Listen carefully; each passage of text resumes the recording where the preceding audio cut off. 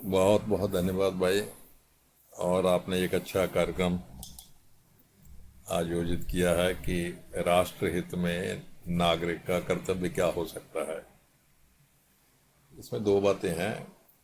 एक तो राष्ट्र क्या है और राष्ट्र का हित क्या है।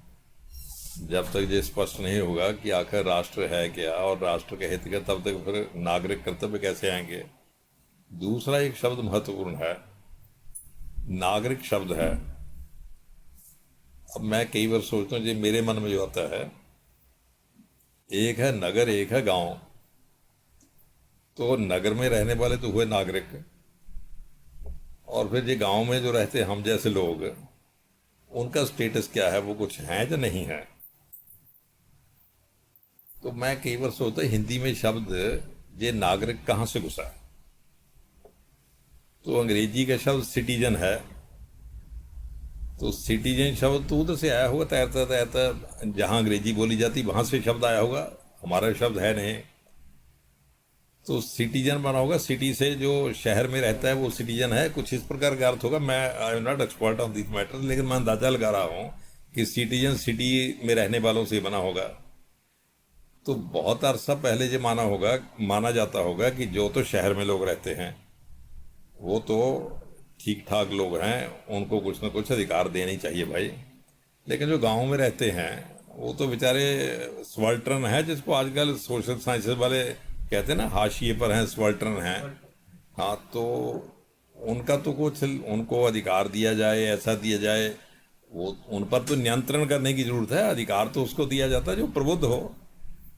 तो जब वो शब्द सिटीजन फिर हिंदी में नागरिक बना होगा, तो नागरिक, अब नागरिक तो सभी के लिए है, हमारे लिए भी है जो गांव के रहते हैं, जो शहर वालों के लिए भी है। लेकिन ये शब्द अपने आप में बायस्ड है जो मुझे लगता है। इसका शब्द, मैं ये मतलब आपके सब्जेक्ट को देखकर मेरे मन में बात नहीं आई। वैसे ही मैं कई बार सोचता था कि ये शब्द जो हमने क्वाइन किया है या उधार लिया है, वो हमारे देश की सारी परिस्थिति में सूट करता है या नहीं करता। हिंदुस्तान को तो कहा ही जाता है गांव का देश है, और शायद ये माना भी जाता है कि गांव के लोग, आप मतलब उसको अन्यथा मत लें कि गांव के लोग ज़्यादा भले मानस हैं, ईमानदार हैं, दिल के साफ हैं, ऐसा ऐसा ऐसी बात तो लोग करते रहते ना। हमारे पहाड़ में, हिमाचल में तो खास करके, कि भाई बहुत लोग भोले हैं, भोले मतलब ईमानदार हैं, भोले का मतलब मूर्ख नहीं, भोले मतलब ईमानदार लोग हैं, इस प्रकार के लोग हैं। और हम तो कई बार कहते हैं, गांव के लोग कई बार कहते हैं भाई शहर के लोग बड़े कनिंग होते हैं, उन पर विश्वास नहीं करना चाहिए।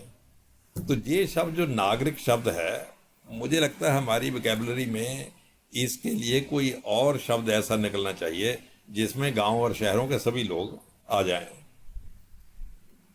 इसका एक और भी नुकसान है फिर भाई, ये तो एक शब्द ध्यान में आ गया, और भी टर्मिनोलॉजी में ऐसे फिर पचासों शब्द होंगे जो हमारे देश का एक प्रकार से ताना बाना है, हमारे देश का जो समाज है, उस समाज में शायद वो शब्द सूट न करते हों। तो ये जो समाजशास्त्री, यदि आप में से कुछ, मैं समझता होंगे ही ज़्यादा, जो सोशल साइंस के स्टूडेंट हैं, जो टीचर हैं, वो इस विषय पर भाई जरूर ध्यान दें कि ऐसी टर्मिनोलॉजी जो हिंदुस्तान के समाज शास्त्र में अनफिट है, तो हम उसको ढोते रहें। इसका कोई रास्ता निकालना चाहिए भाई, कोई इसका सब्स्टिट्यूट क्या हो सकता है। ये इसका इस भाषण से कुछ लेना देना नहीं है, लेकिन एक शब्द मेरे ध्यान में है, इसलिए मैंने आपसे शेयर किया है कि इस पर विचार करेंगे तो कुछ ना कुछ और बात निकलेगी। अब राष्ट्रहित में नागरिक के, मैं नागरिक में अब सभी कुछ शामिल कर रहा हूँ, गांव वाले भी शहर वाले भी। तो राष्ट्रहित में जो भारत के लोग हैं, उनके कर्तव्य क्या है, उनका कर्तव्य क्या है। तो मैंने जैसे शुरू में कहा, पहले तो यदि राष्ट्र का हित स्पष्ट हो जाए ना, फिर कर्तव्य अपने आप ही पता चल जाता है कि कोई भी व्यक्ति ऐसा तो नहीं होगा जो कहेगा कि मैं राष्ट्रहित के विपरीत जाना चाहता हूँ। सभी लोग यही कहेंगे कि भाई हम राष्ट्रहित के लिए कार्य कर रहे हैं। लेकिन राष्ट्र क्या है ये क्लियर होना चाहिए। पश्चिम में एक टर्म है नेशन स्टेट, पॉलिटिकल साइंस में पढ़ाते रहते हैं, और 2-4 नंबर का कई बार आता भी है। और पॉलिटिकल साइंस में स्टेट का मतलब देश माना जाता है। हम यही कहते हैं कि इंडिया स्टेट है, बांग्लादेश स्टेट है, जर्मनी स्टेट है। तो पॉलिटिकल साइंस बड़े देश को स्टेट कहते हैं, जिसको कंट्री कहते हैं, जहाँ हमारे उसको स्टेट कह लीजिए। तो स्टेट अलग चीज़ है, इसका मतलब नेशन कोई अलग चीज़ होगी। फिर या तो हमें कहना चाहिए था कि स्टेट के हित में नागरिकों के क्या कर्तव्य है या देशवासियों के क्या कर्तव्य हैं, लेकिन हमने कहा है कि राष्ट्र के हित में देशवासियों के क्या कर्तव्य हैं। इंडिया तो स्टेट है, जैसे बांग्लादेश है, पाकिस्तान है, ऐसा है वैसा है, वैसे ही जर्मनी है, वैसे ही इंडिया है। तो हमें बात तो करनी चाहिए थी कि स्टेट के हित में हमारे क्या कर्तव्य हैं, लेकिन हमने विषय रख लिया राष्ट्र के हित में हमारे क्या कर्तव्य हैं। तो पहले तो भाई राष्ट्र और स्टेट का थोड़ा अंतर समझ लिया जाए। देखिए, मैं इसको एक दो जगह उदाहरणों से समझाने की कोशिश करता हूँ। यदि कोई आपसे पूछे, जब मुझसे ही पूछे कि भाई थोड़ा बताओ इंडिया स्टेट या बांग्लादेश स्टेट या जर्मनी स्टेट को नक्शे पर बताओ, जहाँ बताकर मैं नक्शा खींच दूंगा कि भाई ये जर्मनी स्टेट है, इसके इतने क्या क्षेत्रफल है, इसमें इतनी वो है जनसंख्या है, जो भी है वो सारा डिटेल दे दूंगा।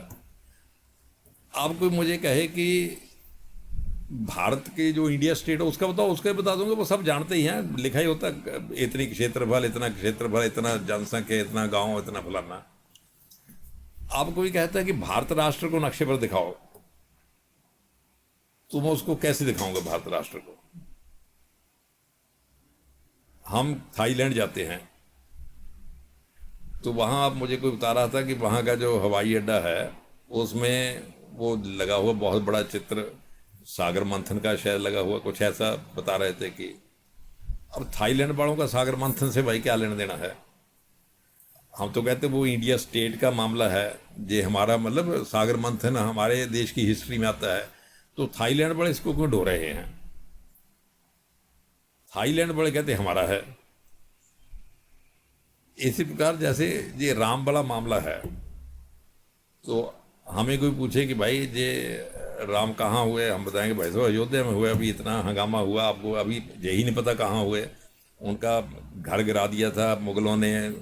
यानी यदि राम हिस्टोरिकल पर्सन है तो राम के मंदिर का मतलब राम का घर ही हो गया प्रैक्टिकली, जो उनके बुजुर्गों का बाप दादाओं का घर होगा, वो गिरा दिया था। फिर उसके बाद भाई साहब बड़ा संघर्ष हुआ, हम आखिर राम की संतानें हैं, हमारे वो बुजुर्ग थे, ऐसा थे, हमने फिर उसको जो उनका घर गिरा दिया था, जब हमें मौका मिला तो हमने उसको गिराकर फिर उसका घर बना दिया है और पहले से बढ़िया बना दिया है। अब आप थाईलैंड में जाओ तो उनसे पूछो कि भाई आपके थाईलैंड की राजधानी बैंकॉक है, इससे पहले कहाँ थी। कहते भाई साहब पहले अयोध्या में थी। थाईलैंड की बैंकॉक से पहले जो राजधानी थी अयोध्या में थी। और मैं एक बार थाईलैंड गया था, इसलिए मेरे दिमाग में जा रहा है। मैंने सोचा शायद हमारी अयोध्या वाली बात कर रहे होंगे कि अयोध्या में थी। तो मैं कहा अच्छा, ये थाईलैंड इकट्ठा ही था, मतलब राजधानी एक ही थी। नहीं कहती एक कैसे होनी थी, आपकी तो अलग थी, हमारी अलग थी। तो मैं कहा आपकी अयोध्या राजधानी कैसे थी। कैसी थी, कहते अयोध्या हमारी राजधानी थी, कैसे क्या होना है। फिर एक दो से पता किया, वो कहते बैंकॉक से पता नहीं कितने कितने मील दूर अयोध्या सिटी है, पहले वहां राजधानी होती थी, फिर शिफ्ट हो गई। अब भाई आप वहाँ उनसे बहस करो, वो इस बात को मानने को तैयार ही नहीं कि अयोध्या जो आप बड़ी अयोध्या है, रामचंद्र वहाँ पैदा हुए जहाँ हमारे बड़ी अयोध्या में पैदा हुए। वो इस पर भिड़ते रहते हैं कि यहाँ पैदा हुए। फिर वो पहाड़ भी बता देते हैं कि हनुमान जी उस पहाड़ पर गए थे, वो बूटी लेकर आए, ऐसा जो भी हिस्ट्री में आता है वो सब स्थान उन्होंने चिन्हित किए हुए हैं, ऐसा है ऐसा ऐसा है। और जो के रामायण के पात्र हैं, हनुमान है, फलाना है, वो सब उन्होंने अपने में फिट किए हुए हैं। थोड़ा उच्चारण का फर्क होता है, हर देश में उच्चारण थोड़ा बदलता ही है। अब मुझे बताइए कि वो भी राम को मान रहे हैं, हम भी राम को मान रहे हैं। राम जो है वो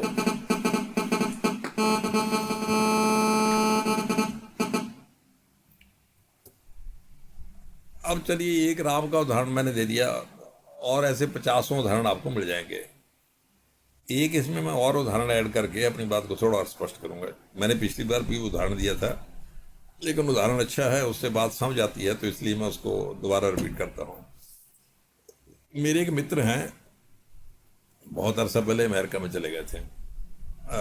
अब उन्होंने वहाँ की सिटीजनशिप भी ले ली है, इंडिया का पासपोर्ट सरेंडर कर दिया, वहाँ का पासपोर्ट ले लिया। अब जब इंडिया में आना पड़ता है तो वीज़ा लेना पड़ता है। जैसे गोरे वीज़ा लेते हैं वैसे उनको वीज़ा मिलता है, 6 महीने का, 15 दिन का, जैसे भी मिले। तो मेरे मित्र हैं, हमारे गांव के ही हैं, मेरे क्लास फेलो भी थे, तो फ़ोन करते रहते हैं और लंबी लंबी बातें करते हैं। और शराब पीते हैं तो फिर ज़्यादा लंबी बात, शराबियों को बीमारी होती है ना, ये बात को छोड़ते ही नहीं, उसी को बार बार घुमाते रहते हैं। तो पहले मैं सुनता रहता था, जब मैं भी खाली था, जो बोलता रहा मैं भी कुछ ना कुछ बताता रहता था। वो गुस्से में रहते थे कि ये क्या हो रहा है, आतंकवादी जम्मू कश्मीर में ऐसा कर रहे हैं, और उनको भारत सरकार पकड़ती क्यों नहीं, पाकिस्तान पर हमला क्यों नहीं करते, इतना सा पिद्दी सा देश और हमारे जहाँ इतनी गड़बड़ कर रहा है। अब मैं भाई क्या बताता कि क्यों कर रहा है या क्या नहीं कर रहा है। तो पहले तो मैं भी सुनता रहता था, हाँ भाई बड़ी गड़बड़ है जी, ऐसा है, फलाना है। जब मैं वाइस चांसलर बन गया तो थोड़ा समय कम रहने लगा इस प्रकार का, लेकिन आतंकवाद ज़्यादा बढ़ने लगा। कश्मीर में आतंकवाद का मामला थोड़ा ज़्यादा बढ़ गया और उसकी बातें और भी लंबी होने लगी और गुस्से से भरी होने लगी। तो एक दिन मैंने वैसे ही कह दिया, थोड़ी जब छोड़े ही ना टेलीफोन, वैसे तो एक ऑप्शन होते हैं बंद कर दो भाई, लेकिन अब आप दोस्त को ऐसा भी नहीं कर सकते। तो मैंने कह दिया भाई तुमने मैं क्या लेना देना इंडिया से, ये तुम्हें मतलब थोड़ी शर्म आनी चाहिए कि वर्ल्ड ट्रेड सेंटर पर उन्होंने हमला कर दिया और तुम्हारा वर्ल्ड ट्रेड सेंटर गिरा दिया। पहले तो उसको समझ ही नहीं आई कि तुम्हारा वर्ल्ड ट्रेड सेंटर का क्या अर्थ है। तो जब मैंने 2-3 बार कहा, मैं क्या इतना गड़बड़ तो इंडिया में नहीं आतंकवादियों ने की जितनी उन्होंने तुम्हारे देश में कर दी, वर्ल्ड ट्रेड सेंटर में कर दी। वो मुझे कहते तुम बार बार मुझे तुम्हारा देश क्या कह रहे हो। मैं कहा भाई तुम्हारे पास अमेरिका का पासपोर्ट है, तुम अमेरिका के सिटीजन हो, जिसको हम नागरिक कहते हैं। तो नागरिक का कर्तव्य तो, जिसकी चर्चा करते हैं भाई, नागरिक का कर्तव्य तो अपने देश के प्रति, देश के हित में ही बात करेगा।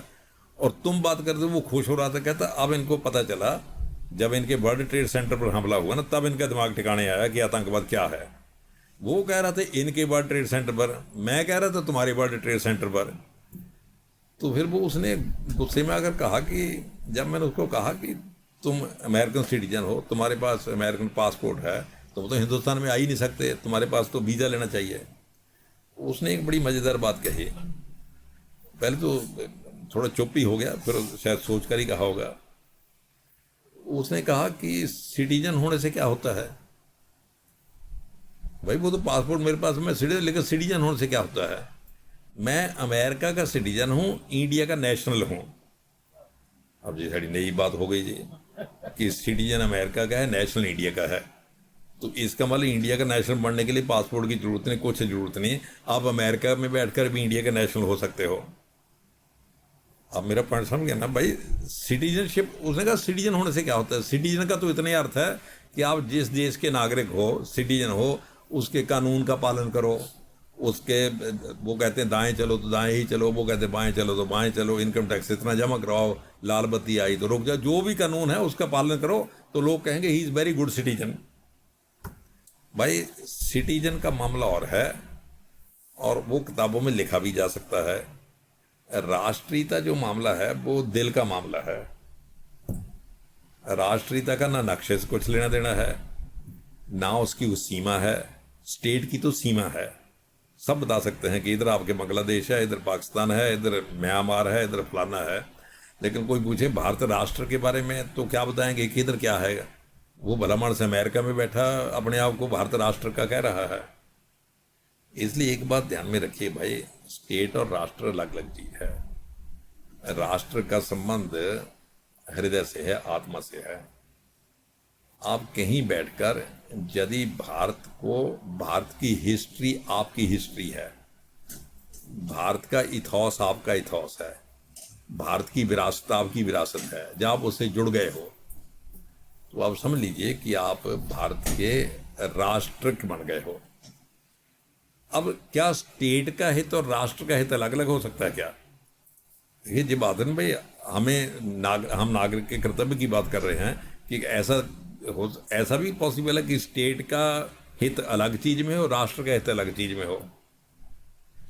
यूरोप में तो ये कंसेप्ट चला कि उन्होंने कहा भाई एक स्टेट में एक ही राष्ट्रीयता हो सकती है। जैसे जर्मन देश है, जर्मन स्टेट है, तो उसमें सभी जर्मन रहते हैं। सभी जर्मन का मतलब ये नहीं सिटीजन तो जर्मन है, उसमें एक ही क्लैन के लोग रहते हैं। अब मेरा पॉइंट समझ गया ना कि एक ही तरह के उनका हिस्ट्री कॉमन है, सब कुछ कॉमन है। लेकिन कनाडा में तो ऐसा नहीं है। कनाडा के जो ये आपका ओंटारियो है, इसके लोगों की राष्ट्रीयता और है, जे इंग्लैंड से अपने आप को जोड़ते हैं। जो मॉन्ट्रियल के लोग हैं वो फ्रांस से जोड़ते हैं, सिटीजन कनाडा के हैं। स्टेट कनाडा है, राष्ट्रीयता उनकी अलग है, उनकी अलग है। राष्ट्रीयता है भाई हृदय से आप किससे जुड़े हुए हो। राष्ट्रीयता की पहचान जो है वो अनुभव की जा सकती है। अब हम कहते हैं भारत राष्ट्र है, स्टेट तो है ही। जब भारत राष्ट्र कहते फिर वो एक्सपैंड हो जाता है, फिर उसकी सीमाएं ये जो स्टेट की सीमाएं इससे बाहर चली जाती हैं। फिर कई बार अब इसको क्या लिखा जाए भाई, फिर हम कई बार कहते हैं कल्चरल इंडिया है, सांस्कृतिक भारत है। इसमें भाई साहब सांस्कृतिक भारत में तो तिब्बत भी आ जाता है, थाईलैंड भी आ जाता है, मंगोलिया भी आ जाता है, ऐसे जहाँ जहाँ कंबोडिया भी आ जाता है, लाओस भी आ जाता है। भाई जब कोई काम की बात आती है चिल्लाना शुरू कर देता है। एक बात देखिए, सांस्कृतिक भारत का हित और स्टेट का हित अलग अलग कैसे है। राष्ट्र का या सांस्कृतिक भारत का जो पहचान है वो संस्कृति से है, और दुनिया में ऐसा माना जाता है, फिलहाल जो माना जाता है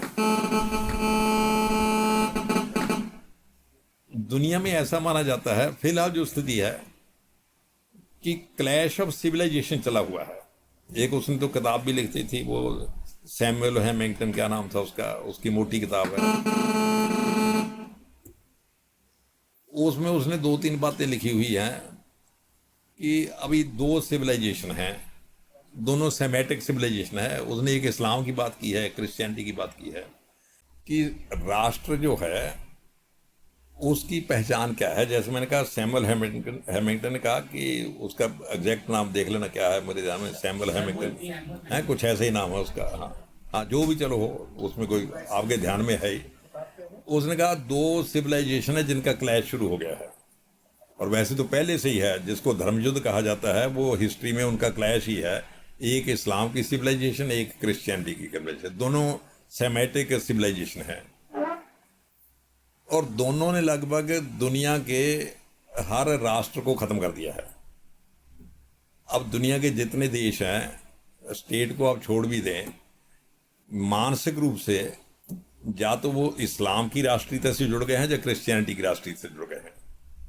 तो इस्लाम वाले तो कहते भी हैं कि जो खलीफा होगा वो स्टेट की बाउंड्री जो हैं ये बेकार हैं, वो तो सब एक साथ ही चलेगा। अब एक तीसरी सिविलाइजेशन है, वो इंडिया की सिविलाइजेशन है। इंडिया की सिविलाइजेशन पिछले हजारों सालों से बची हुई है, बाकी अदरवाइज देखिए ये दोनों सिविलाइजेशन हैं, ये दुनिया की हिस्ट्री में लेटेस्ट एंट्री है। एक 250 साल पहले, 2500 साल पहले की, दूसरी 1400 साल पहले की। तो दुनिया की हिस्ट्री में 250, 300, 400, 1000 साल की कोई अहमियत नहीं होती। हिस्ट्री में मामला तो लाखों में चलता है।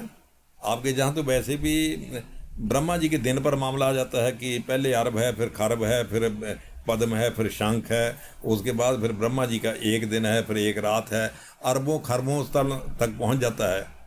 तो उसमें फिर योग आते हैं कि एक योग है, फिर 4 युगों का एक, इस प्रकार से कम्बिनेशन बनते हैं। ऐसा इंडिया में जो गणना का मामला है वो बहुत बड़ा है। और अब तो कई लोग भी कहते हैं कि भाई दुनिया जब से बनी है उसका जितने साल का अंदाजा है कि इतने करोड़ साल या इतने अरब सालों में बनी है, तो आप जो कैलकुलेशन करते हो जो अरब खरब की ब्रह्मा जी के दिनों को जोड़ जाड़ कर, वो लगभग उतनी बनती है। तो इसलिए उसमें 2, 2.5, 3 हज़ार साल की कोई अहमियत नहीं है। लेकिन एक बात तो अहमियत है कि इन दोनों सिविलाइजेशन ने दुनिया की बाकी सब सिविलाइजेशन को सोख लिया है। लेकिन इंडिया की जो सिविलाइजेशन है वो सोख नहीं सके, और कोशिश बड़ी की भाई, आप पर राज भी किया बहुत, दोनों ने कर लिया, सेमेटिक रिलीजन इस्लाम बड़ों ने भी कर लिया, क्रिश्चियनिटी बड़ों ने भी कर लिया, लेकिन अंत में मामला वहीं का वहीं रहा कि अभी भी संस्कृति चली हुई है। तो हमारी ये जो संस्कृति है जो भारतीय राष्ट्रीयता से जुड़ी हुई है, उसके लिए जरूरी नहीं कि आपको इस सीमा के भीतर ही रहना है। यूरोप वालों के लिए स्टेट नेशन एक ही चीज़ है, इसलिए वहाँ एक और गड़बड़ होती है। 15, 20, 30 साल के बाद अब आपस में लड़ते रहते, फिर नई स्टेट्स बन जाती हैं। पहले विश्व युद्ध के बाद कुछ स्टेट्स बनी, फिर दूसरे विश्व युद्ध के बाद टूट गई, नई बनी। अब 25-30 साल में वो भी टूट गई, फिर नई बनी। जो चेकोस्लोवाकिया, यूगोस्लाविया सब टूट टट गए और उसमें कई टुकड़े बन गए, कई इकट्ठे हो जाते हैं। उसका कारण है वो एक स्टेट में एक ही नेशन रखना चाहते हैं, बस नेशन और स्टेट एक ही चीज़ है। तो उसमें थोड़ी सी बीच में गड़बड़ होती है तो वो टूट जाते हैं। तो इंडिया में ऐसा मामला नहीं है। इंडिया में जिसको हम कहते हैं ना अपने अनेकता में एकता, हमारे एक मित्र हैं, उन्होंने इसको दूसरी तरह से कहा, उसने कहा एकता में अनेकता है। अनेकता में एकता तो है, हम मान ही चलते हैं कि अनेकता है, लेकिन एकता तो प्राइमरी चीज एकता है, उसमें अनेकता है। कि जैसे भाई आप हमारा दिमाग है, ये अलग अलग हिस्सों को अलग अलग काम करने की आज्ञा देता है। तो दिमाग तो एकता का प्रतीक है, लेकिन बाकी अनेकता का प्रतीक है। कंट्रोल तो दिमाग करता है। हिंदुस्तान जो है वो अनेकता में एकता नहीं, एकता में अनेकता है। इसलिए हिंदुस्तान की राष्ट्रीयता भी बची हुई है, और वो राष्ट्रीयता केवल बची नहीं, वो इस बाउंड्रीज को क्रॉस करके दूर तक फैल गई है, और वहाँ के लोग उसमें असिमिलेट हो गए हैं। देखिए, दो बातें हैं। एक, किसी बात को स्वीकार कर लेना, दूसरा है वो बात आपके डीएनए में घुस जाए। अब जैसे मैंने थाईलैंड का उदाहरण दिया, वो राम को लेकर बड़े पकड़े रहते हैं कि अयोध्या जहाँ है रामचंद्र जी वहाँ हुए, हनुमान जी वो हुए। अब वो उनके डीएनए का हिस्सा है। अब कोई पूछे कि ये कब से आपने भाई पकड़ा, भाई आप तो मान लो मैं कन्वर्ट हो गया हूँ, मैं बता दूंगा कि भाई इस सन में मैं कन्वर्ट हुआ। अब हनुमान जी आपके कब हो गए, अयोध्या आपकी कब हो गई, इसका आप क्या बताएंगे? कुछ नहीं बताएंगे। ये डीएनए में चला, ये स्टेम सेल में आ गया मामला, इस प्रकार का मामला हो गया है। तो हिंदुस्तान का जी जो पहचान है, हिंदुस्तान की राष्ट्रीयता की जो पहचान है, ये पश्चिम के देशों के आंख की किरकिरी बनी हुई है। कांटा है जो चुभा हुआ है, उसको निकालना चाहते हैं। अभी तक वो प्रसन्न थे। उसका कारण था कि उन्होंने जिस सिस्टम को डेवलप कर दिया था, वो सिस्टम धीरे धीरे धीरे दीमक की तरह अंदर से खा रहा था, और धीरे धीरे लोग इमोशनली अपने देश के कल्चर से टूट रहे थे। टूटता आदमी कब है? यदि उसको ये विश्वास हो जाए ये घटिया है। देखो, मैं भाई मेरे थैले में कोई चीज़ हो गई तो मुझे कहो डॉक्टर साहब इसमें से फेंको, भार बहुत है, तो मैं देखूंगा कि ये चीज़ बड़ी घटिया है, इसको फेंको, इसको फेंको, इसको। पहले मुझे विश्वास होना चाहिए ये चीज़ घटिया है। तो मैंने एक बार पहले भी कहा था, शायद आपके जहाँ यूनिवर्सिटी में ही, कि अंग्रेजों ने पहले हमें फिजिकली तोड़ा, उसके बाद हमारे मन को तोड़ा। फिजिकली टूटने से कुछ नहीं नुकसान होता, वो है हिस्ट्री में अप डाउन होते रहते भाई। कभी ए ने कुश्ती में गिराया हुआ है, कभी बी ने उसको गिराया हुआ है। इसलिए फिजिकली पराजय होना ये मैं बहुत बड़ी बात नहीं मानता, हिस्ट्री में इसको बड़ी बात माना ही नहीं जाता। लेकिन मन का टूट जाना, यदि मन टूट जाए फिर आपको फिजिकली मुझे काबू करने की भी जरूरत नहीं है। भाई मुझे फिजिकली तो आप काबू इसलिए करोगे ना कि आप अपनी चीजें मुझ पर थोपना चाहते हो, और आपको पता है अग्निहोत्री जी इसका विरोध करेंगे, इसलिए आप मुझे भागने नहीं देंगे। तो यदि आपको ये विश्वास हो जाए कि जो हम थोपना चाहते हैं अग्निहोत्री जी ने उसको स्वीकार ही कर लिया है, फिर आपने मुझे बांधना क्यों रस्सी से? फिर तो आप छोड़ देंगे, फिर मुझसे कोई खतरा नहीं है। अंग्रेजों ने जहां ऐसा सिस्टम डेवलप किया कि उस सिस्टम के माध्यम से जहां के लोग जो यहाँ का है, जिससे इमोशनली जुड़े हुए हैं, उसको डिसोन कर रहे हैं। तो डिसोन तभी करेंगे पहले यदि इसको घटिया मान ले। तो उन्होंने आते ही कहा कि भाई साहब जब ये देश में बड़ी गड़बड़ है, क्या है? हमने कहा भाई साहब क्या है जो आपके सामने ही है। कहता आप लोग खाते पीते कैसे हो? हैं, हाथ से खाना शुरू कर देते हो, ये को मैनर्स है? खाने का तरीका तो दूसरा है। हमने कहा भाई साहब क्या है, वो छुरी है, कांटा है, जो जो ड्रामा करते रहते हैं। अच्छा, फिर जब 15 पहले तो हमारे कि भाई साहब हमारा भी ठीक है। उन्होंने कहा नहीं नहीं आपका बिल्कुल नहीं ठीक। उन्होंने 50-100 लोग इकट्ठे कर लिए। उन दुष्टों ने चिल्लाना शुरू कर दिया नहीं इनका ठीक है। तो भाई जो इकट्ठे किए थे वो थोड़े बड़े लोग थे। संस्कृत में कहावत है महाजनो गतः स पंथ, कुछ है महाजनो जेन गतः स पंथ, कुछ ऐसा है कि बड़े लोग जिस रास्ते पर चलते हैं तो लोग उसी को फॉलो करते हैं। तो इसलिए अंग्रेजों को पहले कुछ लोगों को बड़े करना था, फिर उनको बड़े किया। अब बड़े लोग कैसे होते हैं? जब मैं वाइस चांसलर बना था तो मुझे कई जगह से फिर चिट्ठी आने लगती थी कि अग्निहोत्री जी हमारे जहाँ भाषण करने आइए, हमारे जहाँ भाषण करने आइए। तो मैंने कहा भाई अग्निहोत्री तो पहले भी यही बोलते थे, अब सत्ता ने वाइस चांसलर बनाकर मुझे बड़ा कर दिया है। अब जो मैं बोलूँगा उस शब्द की कीमत मानी जाएगी। अंग्रेजों ने अपने लोगों को, हमारे लोगों को सत्ता के माध्यम से बड़ा किया और उनको छत पर बिठाया। उन्होंने फिर वहां से कहा कि भाई साहब ये जो हाथ से खाने बड़ा तरीका है ये तो बड़ा घटियापन है, जानवर की तरह खाते हो आप। फिर हमें भी लगा कि ये सचमुच ठीक कहते हैं हम तो। फिर उन्होंने एक और काम किया। उन्होंने कहा ये सब लोग हिंदुस्तान के लोग तो अनपढ़ हैं। हमने कहा भाई साहब ये अज्ञानी है ये। हमने कहा भाई साहब अज्ञानी तो नहीं, ये गांव का बूढ़ा है, ये बता देता है कि जब बुखार हो तो तुलसी का पत्ता उबाल कर पी लो, बुखार ठीक हो जाएगा, और ये हो तो ऐसा कर लो। ये तो सब बताता है, ज्ञानी तो नहीं लगता। उनका नहीं ये काका का जानता है कि नहीं जानता? हमने कहा काका का तो कभी नहीं, इसने क्यों जानना है, इसने पढ़ा ही नहीं तो काका का कैसे जानेगा? तो उनका अनपढ़ है। और हमने भी चिल्लाना शुरू कर दिया हमारे गाँव के लोग तो अनपढ़ हैं।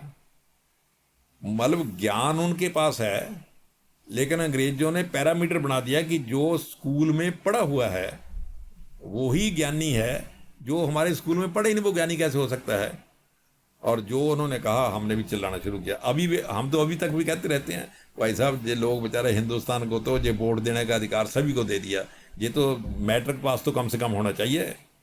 ये अनपढ़ लोग बेचारे, भाई ये अनपढ़ लोग बेचारे, ये आइडिया ये मतलब थ्योरी किसने निकाली?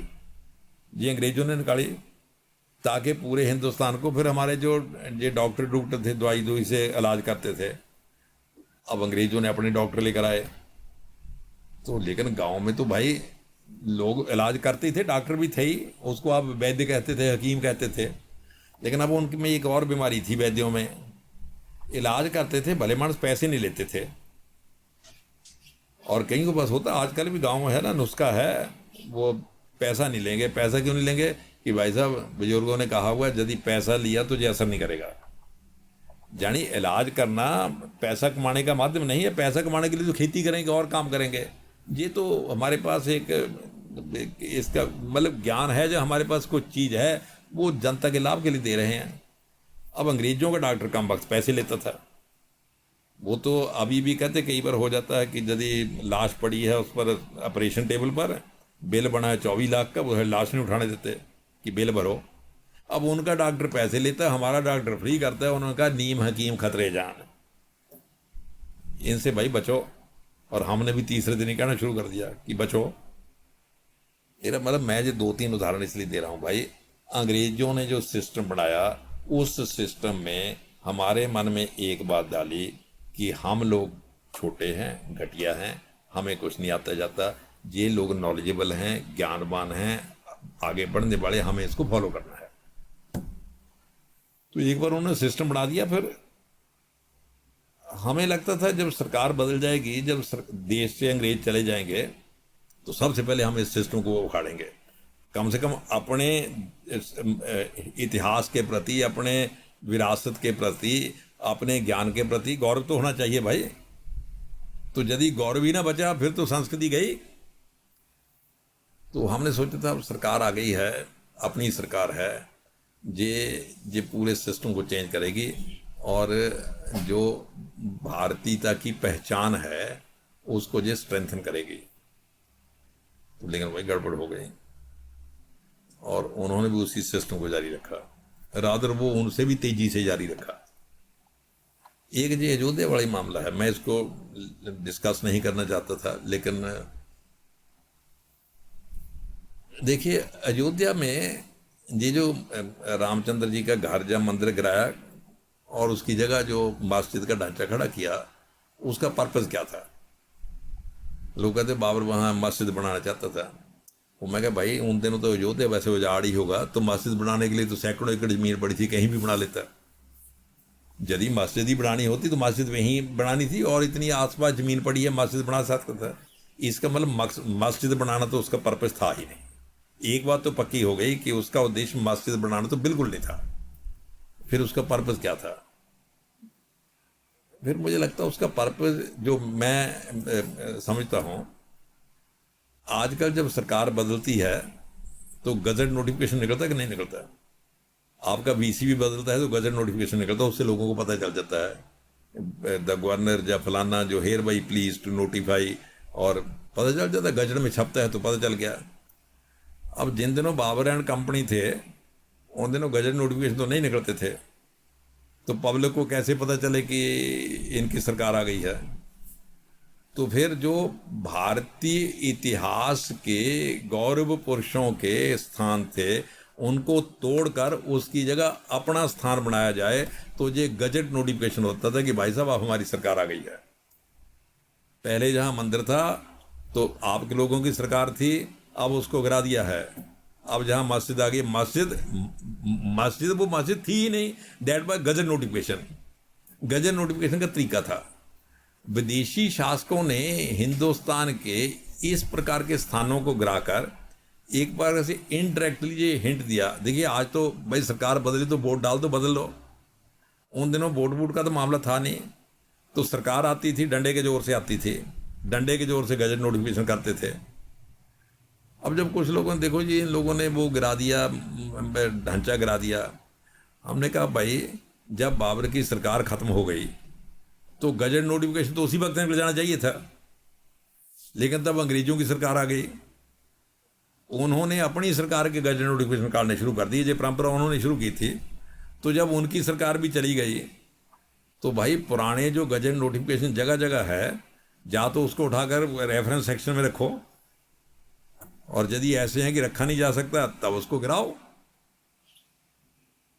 अब ये जो गिराव वाला मामला है, ये हमारी राष्ट्रीय पहचान जो है जिसको खंडित करने का प्रयास किया गया था, उसको पुनः एक प्रकार से रीइंस्टेट करने की प्रयास थी।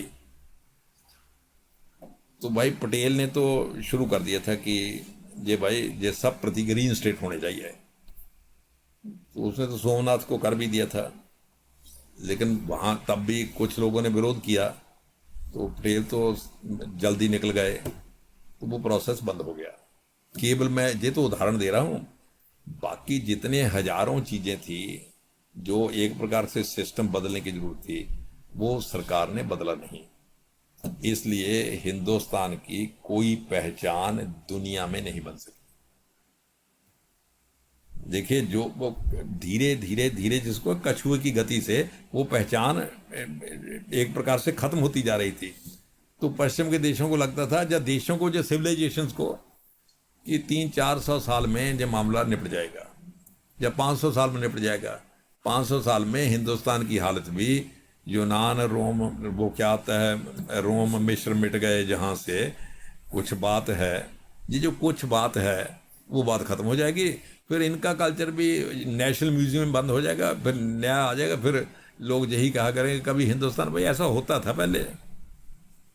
तो उसके बाद अभी मेरे पास एक अफगानिस्तान का स्टूडेंट आया, वो शायद जहाँ किसी यूनिवर्सिटी में पीएचडी कर रहा है। तो मैंने उसको पूछा, वो मतलब he was an intelligent student, वो काम कर रहा था पश्तूना बली पर। पश्तून बली है जो पश्तूनों का कस्टमरी लॉ है, उसको पश्तून वाली कहते हैं। तो मैंने उसको पूछा, अब मैं क्या, पश्तून वाली तो आपकी हिस्ट्री तो बहुत पुरानी है पश्तूनों की, वो कहता 5,000 साल पुरानी हिस्ट्री है, we are proud of that. तो इस्लाम तो कल आया, कहते 1400 साल है, हमारा हिस्ट्री तो 5,000 साल पुरानी है, and we are proud of that history. और हमारी पश्तून वाली जो है ये एक प्रकार से हमारा लॉ है। तो मैं कहा जी लॉ अब अफगानिस्तान में इम्प्लीमेंट होता है कहीं? उसने कहा जब पश्तूनों में लड़ाई झगड़ा होता है, मान लीजिए गांव के दो ग्रुपों में झगड़ा हो गया, दोनों पश्तून ही हैं, तो फिर जिरगा होता है। जिरगा जाने कि खानगी पंचायत कह लीजिए, या गांव के बुजुर्ग इकट्ठे होते हैं कि फैसला करवाते हैं। सबसे पहले क्या दोनों पार्टियों को पूछा जाता है, आप डिसीजन इस्लामिक लॉ के अनुसार करवाना चाहते हो या पश्तून लॉ के अनुसार करवाना चाहते हो? तो यदि पार्टी का है कि इस्लामिक लॉ के अनुसार करवाना चाहते हैं, फिर वो जो इस्लामिक लॉ है उसके अनुसार करते हैं।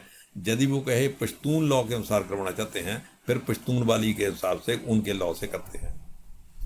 अब देखिए, एक बात इसका मतलब हुआ, एक बात उसकी खोपड़ी में है कि हम 5,000 साल पुराने हैं, अभी उसको उन्होंने छोड़ा नहीं है कि ये जो क्या नाम इस्लामिक लॉ है ये 1400 साल पहले का है।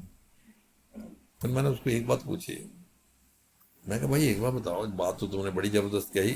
मैं कहा ऋग्वेद के अनुसार तो 10,000 साल पुराना तुम्हारा मामला है।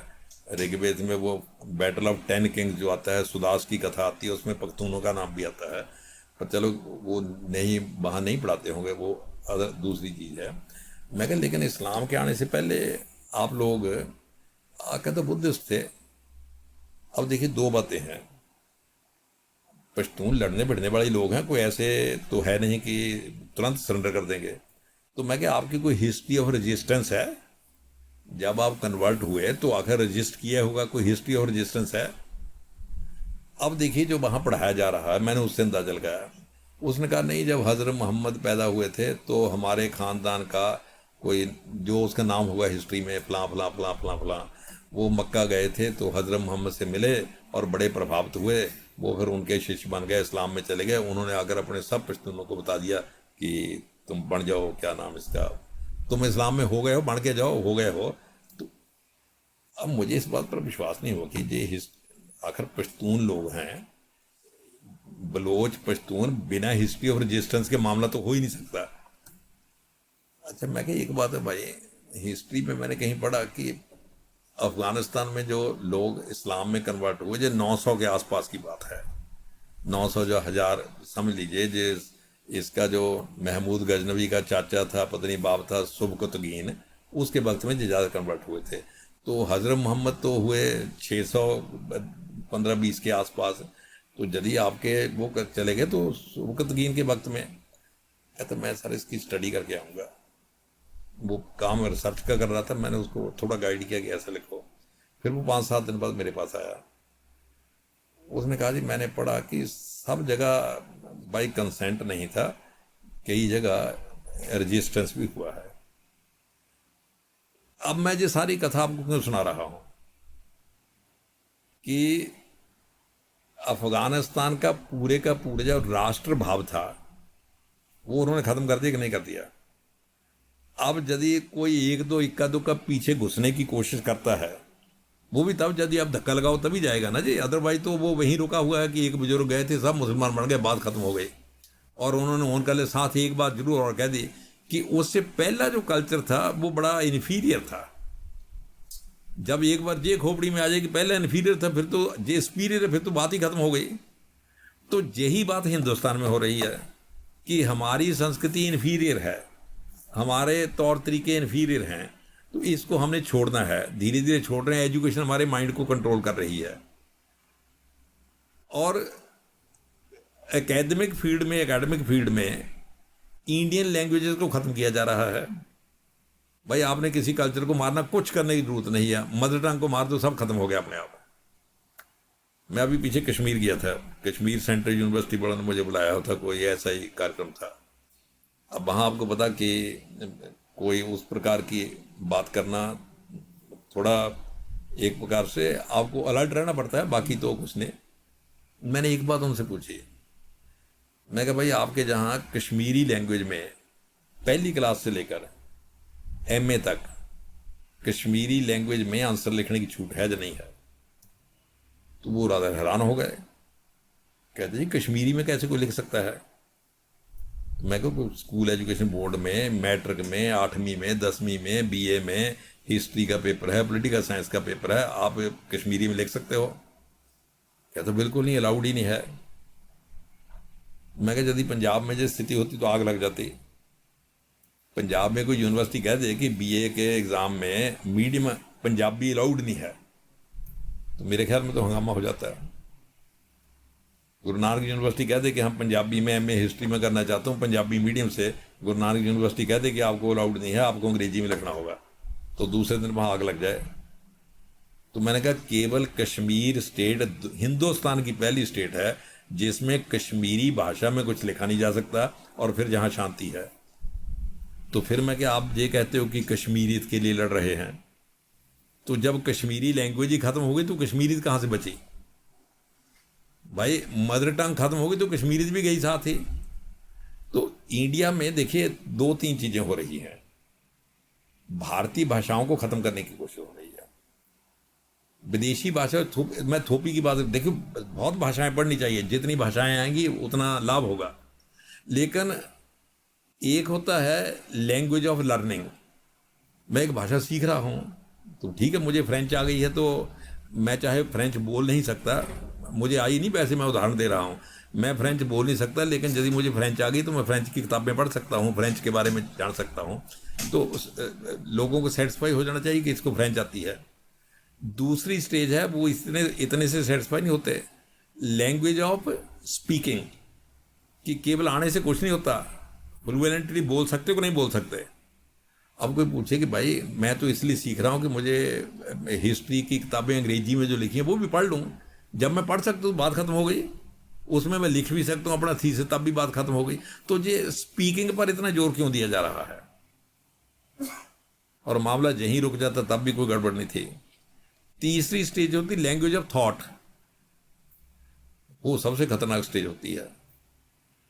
दुनिया भर के लोग मदर टंग में सोचते हैं, और यदि दूसरी भाषा में बोलना हो तो मेंटल ट्रांसलेशन होता है, उसके बाद फिर दूसरी भाषा में बोलते हैं। ये दुनिया भर में यही प्रोसेस है। मदर टंग में आदमी सोचेगा और दूसरी भाषा में मेंटली ट्रांसलेट करके उसको बोलेगा। लेकिन अब इंडिया में क्या हो रहा है कि सोचो ही दूसरी भाषा में, this is called language of thought. जिस दिन हिंदुस्तान में लैंग्वेज ऑफ थॉट बाहर की भाषा हो गई तो अब समझ लीजिए आपका कल्चर गया, फिर तो मामला ही खत्म हो गया। और अब सिस्टेमेटिकली मैं स्कूलों में कई बार देखता हूं, माना ये सेब है, एप्पल है, तो बच्चा पहली का बच्चा जब नर्सरी, आजकल तो कई बने हुए हैं, कोई लोअर नर्सरी है, कोई उससे भी लोअर है, कोई उससे भी लोअर है, फिर अपर है, ऐसे 5-6 ही हैं। तो सेब पड़ा है, बच्चा गलती से कहता है सेब है, अब टीचर बड़ा गुस्से में है, ये एप्पल है, इसको हिंदी में सेब कहते हैं। पहले होता था कि ये सेब है, इसको अंग्रेजी में एप्पल कहते हैं। अब है ये एप्पल है, इसको हिंदी या पंजाबी में सेब कहते हैं। इसका मतलब हमारी खोपड़ी में जो इमेज बन रहा है वो एप्पल के नाम से बन रहा है, सेब के नाम से नहीं बन रहा। तो यदि खोपड़ी में एप्पल बैठ गया है, फिर सेब तो उसका ट्रांसलेशन है, फिर इंडियन लैंग्वेज बन जाएंगी लैंग्वेज ऑफ ट्रांसलेशन, और विदेशी भाषा बन जाएगी लैंग्वेज ऑफ थॉट। फिर हमारी राष्ट्रीयता खतरे में पड़ जाएगी। राष्ट्रीयता के लिए भाषा बड़ी महत्वपूर्ण चीज है। तमिल महत्वपूर्ण है, बंगला महत्वपूर्ण है, पंजाबी महत्वपूर्ण है, कश्मीरी महत्वपूर्ण है, थाई भाषा महत्वपूर्ण है। जितनी मदर टंग है वो राष्ट्रीयता के संरक्षण के लिए बड़ी जरूरी है। अब भाई पिछले कुछ सालों से सरकार का एटीट्यूड बदल गया है। अब उनको भी ये हो रहा है कि हमें जो भारत के सिंबल्स हैं, भारत की मूल पहचान है, उसके लिए आगे बढ़ना है। अब दुनिया भर में चिंता हो गई है कि वो कहते हैं ना, निप दी ईवल इन दी बड। अभी भाई ये बीमारी को मार लो, नहीं तो गड़बड़ हो जाएगी। शुरू में ही दबा दो, यदि इस बार रह गए तो फिर कंट्रोल से बाहर हो जाएगा मामला। फिर ये इतने सालों बड़े पुराने लोग हैं जो इतने सालों में मिट नहीं सके। तो मोहम्मद इकबाल तो बेचारा बताते ही रहता था, यूनान मिस्र रोमा मिट गए जहाँ से कुछ बात है। वो कुछ बात तंग करती रहती है कि यदि इतने सालों से नहीं मिटे, अब हमने बड़ी मेहनत से प्रोसेस स्टार्ट किया था, 200-300-400 साल ऐसे चलता रहता, फिर काम खत्म हो जाता। अब ये बीच में गड़बड़ हो गई है। अब 10 साल तो हो ही गए हैं। अब किसी ढंग से डिसलॉज किया जाए भाई, नहीं तो गड़बड़ हो जाएगी। जो ट्रेन पटड़ी से उखड़ गई है उसको दोबारा चढ़ाया जाए, फिर तो ठीक है, 200-300 साल में काम हो जाएगा। अब ये ट्रेन पटड़ी से उतार दी है और नई ट्रेन चढ़ा दी है, और वो ट्रेन लैंग्वेज ही दूसरी बोलती है, उसका मामला ही दूसरा है। वो कभी उसका क्या नाम कॉरिडोर बनाती है विश्वनाथ मंदिर के लिए, कभी अयोध्या का मंदिर बनाती है, कभी लैंग्वेजेस की बात करती है, कभी राष्ट्रीय शिक्षा नीति लाती है। और ये इंडियन पीनल कोड को अब इंडियन पीनल कोड ना कहकर भारतीय संहिता जब कुछ दंड संहिता कहती है, और इंडिया की जब केवल भारतीय लिखना शुरू कर देती है, अब तो सब चौंक रहे हैं भाई। विदेशों में चिंता ज़्यादा हो गई है कि जोर लगाओ किसी ढंग से भाई मामला खत्म करो। तो इस संकट काल में देखिए, संक्रमण काल है, संकट काल तो नहीं कह सकते, संक्रमण काल है। इस संक्रमण काल के में नागरिक के नाते, नागरिक मतलब गांव और शहर दोनों के नाते हमारा कर्तव्य क्या है? जो शक्तियां उसी पुरानी ट्रेन को दोबारा पटरी पर लाना चाहती हैं, जो इतने सालों से पटरी पर चली हुई है और ठीक दिशा में बढ़ रही है, तो उन शक्तियों को यदि दोबारा अवसर मिल गया तो अब समझ लीजिए 10 साल का किया करा काम भी मिट्टी में मिल जाएगा। अब चिंता उनको, देखो सबसे ज्यादा चिंता उनको इन्हीं बातों पर है। वो पार्लियामेंट का नया भवन बना, उसमें वो फिट कर दिया संगोल धर्मदंड। अब उनको चिंता जी क्या हो रहा है जी, ये धर्मदंड कहाँ से आ गया? वो जो कहते तमिलनाडु से आया है जी, और जी इसका ये भाव है कि धर्म राज्य की रक्षा करेगा, ये करेगा, वो सब चीज़ें अब टेंशन हो रही है। ये नाम बदले जा रहे हैं भाई साहब। ये मुगल सराय का नाम ही बदल दिया, औरंगाबाद का नाम बदल दिया, उसका एक और था उसका नाम भी कुछ बदल दिया। अब देखिए, ये सारी जो बीमारी चली हुई है कि किसी ढंग से इस मूवमेंट को डीरेल किया जाए और पुराना ढर्रा फिर लाया जाए। और मुझे लगता है कि एक अच्छे नागरिक, तो चलिए सब अच्छे ही नागरिक हैं, बुरा नागरिक क्या है? हमें प्रयास पूर्वक विदेशी शक्तियों के इस षड्यंत्र को नाकामयाब करना है। उन्होंने बड़ा कोशिश किया हुआ है और सब अपने अपने ढंग से इस मामले में लगे हुए हैं कि ठीक सही वक्त पर कनाडा से कुछ स्टेटमेंट आ जाती है, फिर अमेरिका वाले भी कुछ ना कुछ स्टेटमेंट सही वक्त पर दे देते हैं, फिर वो एजेंडे को बदलना चाहते हैं, उस मामले पर लोगों को लाना चाहते हैं। ये सब इतने देश, अमेरिका को अभी रिपोर्ट उन्होंने शाया कर दी। अमेरिका ने एक कानून बनाया हुआ है, उसका बड़ा एक्ट का लंबा सा नाम है, तो मेरे अब ध्यान में नहीं आ रहा। उसका काम क्या है कि अमेरिका ने अपने कानून में कहा हर एम्बेसी जो दुनिया के देशों में स्थित है अमेरिका की, उसका एक काम ये भी है कि उस देश में और जो सो कॉल्ड अल्पसंख्यक हैं उनके साथ न्याय हो रहा है कि नहीं हो रहा है, चेक करें। फिर वो एम्बेसियाँ भेजती हैं रिपोर्ट बनाकर, फिर वो इतनी मोटी किताब छापते हैं हर साल। उसमें अब अभी किताब आ गई है भाई कि भारत में तो मामला बहुत ही खतरनाक हो गया है जी, भारत में तो ऐसा हो गया है, पैसा हो गया है।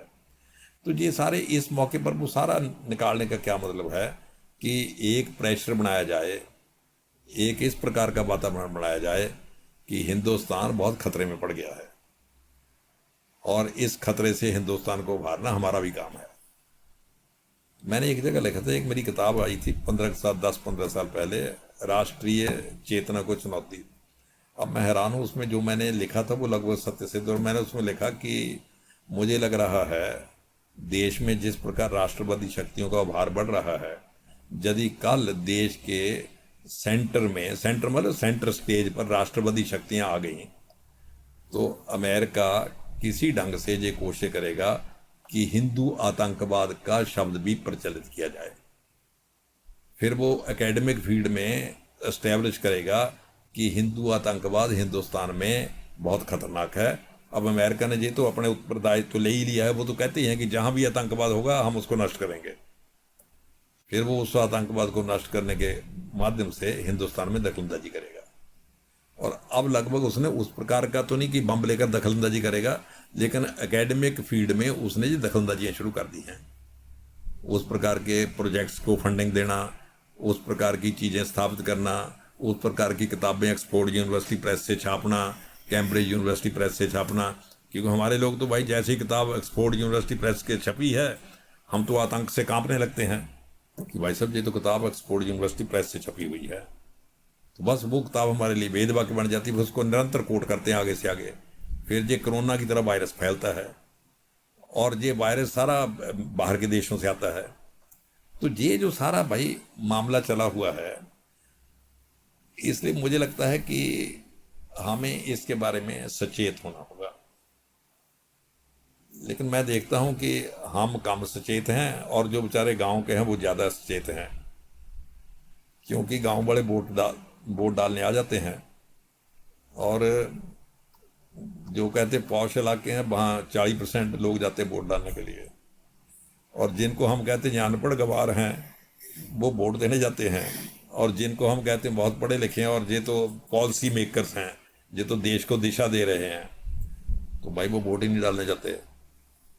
अब मुझे बताइए, जो वोट डालने जाता है उत्साह से वोट डालने जाता है, तो देश को दिशा वो दे रहा है, जब वोट ही नहीं डालने जाता वो दे रहा है। इसका मतलब हमने दो बातें मान ली कि ये वोट देना तो भाई इनका काम है, ये झुंगी झोंपड़ी वालों का काम है, ये कोई हमारा काम है लाइन में खड़े होकर वोट दें। हमें तो देश को नियंत्रित करना है। तो भाई आप लोगों ने देश को नियंत्रित करना है, और नियंत्रित करने का पैरामीटर वही है जो विदेश वाले बता गए थे। अब ये स्थिति बदल गई है, अब नियंत्रित करना उस प्रकार से, लेकिन ये लड़ाई बड़ी क्रूशियल हो गई है। जैसे मैंने कहा संक्रमण काल है, इसमें यदि गड़बड़ होती है तो समझ लीजिए 10 साल का किया कराया मिट्टी में मिल जाता है। कोई होता कि नया पौधा लगाया है तो कहते भाई 10 15 20 साल इसको वो कराओ, वो म्यूनसिपलिटी बड़े बाड़ा से लगा देते ना पौधा लगाने के लिए कि पशु न चर जाए इसको, तो जब थोड़ा मोटा हो जाता है फिर वो उखाड़ देते हैं कि अब इसका कोई खतरा नहीं है। तो भाई ये जो पौधा लगाया है इस पर 15-20 साल तो बड़ा लगाना पड़ेगा, जब मोटा हो जाएगा फिर कोई खतरे बड़ी बात नहीं, फिर तो वो अपने आप ही चलता है। मुझे लगता है एक अच्छे नागरिक के नाते भाई हमारा ये कर्तव्य है, हम इन कंसर्नों से वाबस्ता हों और जैसा उचित लगे उस प्रकार के अपने कर्तव्य का पालन करें। मुझे लगता है काफ़ी हो गया है, और 1 घंटा लगभग 6:30 हो गए भाई, 5:30 से शुरू हुआ था, 1 घंटा हो गया। बहुत बहुत धन्यवाद आपका।